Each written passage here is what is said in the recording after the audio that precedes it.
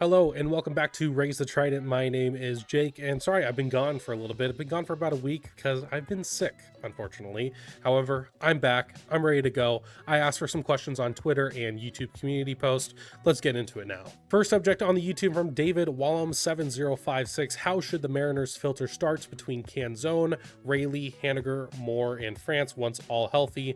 This also assumes JP is healthy and Polanco isn't missing time with the hamstring. Well, first off, it looks like Polanco's not going to miss any time, which is good. And JP started his rehab assignment as of recording this yesterday. Probably going to be back later on in the week during this next road trip, which is great to have him back on that. So this gets into what do we do with Dominic Canzone coming back from the IL, Luke Rayleigh, who's been super hot right now, Mitch Haniger, who has not been very hot right now, Dylan Moore, and Ty France. Realistically, I think Haniger needs to go back to the role that he was supposed to play coming into, which was kind of more of a platoon role, playing 3 or so, maybe a little more times a week, because I think he needs a time off. Plain and simple, not only for his health, but just his performance has really been lacking. He had a good game in game 2 against the Kansas City Royals. However, he needs less time in the field in the starting lineup, period, end of point. With Dominic Canzone, he's still a work in progress. We are still not completely sure on him either, so he's still going to need to platoon as well. I personally really think Luke Rayleigh should be getting a lot more of those opportunities right now. He is crushing it currently. He has 2 home runs and 2 straight games as of yesterday. So I think you need to give him as much playing time as you can at this point.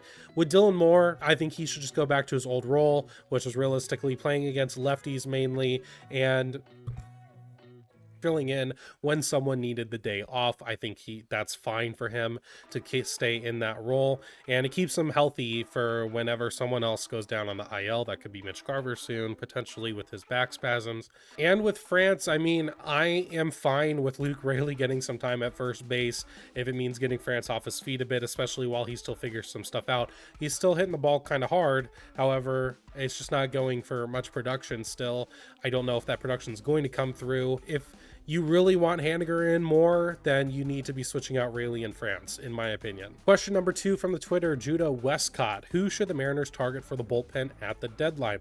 Really interesting question and very pertinent right now since our bullpen is pretty beat up. As you know, Matt Brash is gotten Tommy John surgery, so he is out for at least the next year at this point.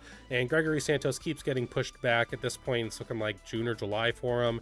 Could be even longer than that. At this point, just be happy if you get innings from Gregory Santos this year. Our bullpen's in some pretty dire straits right now, so who should we acquire? And I think you have to look at least as of right now, the teams that are not performing well who could be sellers. You're looking at the Oakland A's, you're looking at the Miami Marlins. This was posted by Jay's Trident just the other day on his Twitter. You can go follow him. A friend of the show, he suggested Austin Adams. I think that's not a bad pick. He has in 18 games a 1.32 ERA in 13 innings pitched, and he has a lot of strikeouts at 18. So you're not going to get Mason Miller unless you're willing to give up a lot of pieces in the farm system, which I would prefer not to do. So he could be a good target. From Miami Marlins, I really like the idea of Tanner Scott. He's a righty, age 29. He's having a good year so far, a 2 ERA in 18 games. 5 saves, 19 strikeouts at this time. He's got a lot of red, especially fastball velo, average exit velocity, hard hit rate, ground ball percentage, whiff rate as well. So I think he'd be a really good potential addition to the back end of the bullpen. And this kind of ties into a question later on, but I wouldn't be too upset if we went and got Paulie Sewald back. Question number 3 comes from Slayer819. Impact of the Tyson Miller and Jake Slaughter trade.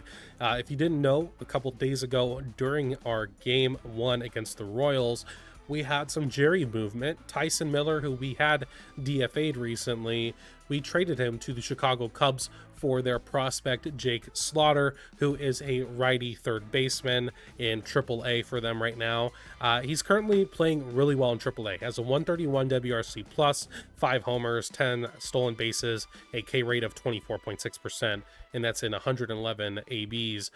So he's got some power. It seems like he's hitting really well in AAA. As far as impact goes, I don't think it's going to be huge, at least not this year, because we already DFA'd Tyson Miller. I think most likely we're going to lose him to the DFA process. So it is kind of nice that we're able to get something for him. With Jake Slaughter, though, I think he's going to probably stay in Tacoma for the rest of this year, I would imagine.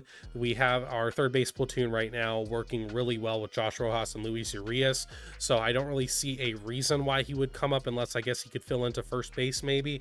Not sure if that's part of his profile. Even then, is he going to be above Tyler Locklear? Probably not. So I don't think we're going to really feel much of an impact this year, but you know, he's still a decent depth piece in case someone gets hurt, so it's something that could come into play. Who knows? It's kind of hard to scope what the impact is at this time. And our last question of the day is from Aaron R. Hughes. What does this guy want? How will Mike Hazen take advantage of you next? Okay, if you didn't know, Mike Hazen is the general manager for the Arizona Diamondbacks, and Aaron likes to think that he keeps fleecing us with these trades like the Seawald trade and the Eugenio Suarez trade. I would ratio that with Josh Rojas. I don't think Mike Hazen is going to take advantage of us this year, especially if y'all keep playing the way you are so far, because at that point we could probably take advantage a little bit and get some people back that maybe we need. Like, I don't know, I've heard people mention Christian Walker quite a bit. I'm sure you would love that, Aaron. Yep, I'm sure you would love if we took Christian Walker off your hands. We'll take him. It's okay. We'll give you some prospects back and we get a nice first baseman. You guys can start your rebuilding process. Okay, but that's going to be it for today's AMA. I appreciate everyone who submitted questions. I will do these more in the future. Once again, sorry I've been gone for a week. Been feeling pretty cruddy, but I'm back at it. If you're on the channel, you can like the video. You can subscribe as well if you are new. That's going to be it for me in this one. I will see you in the next.